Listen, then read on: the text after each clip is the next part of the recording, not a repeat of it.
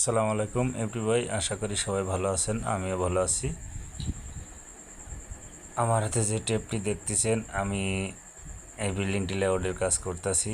আমার নিজের প্ল্যান দিয়ে আমি এই বাড়িটির কাজ করতেছি। আমাদের এই বাড়িটির ছাদ আছে 1200 স্কোয়ার দিয়ে এই বাড়িটির কাজ করতেছি। আমাদের কলম 12টি।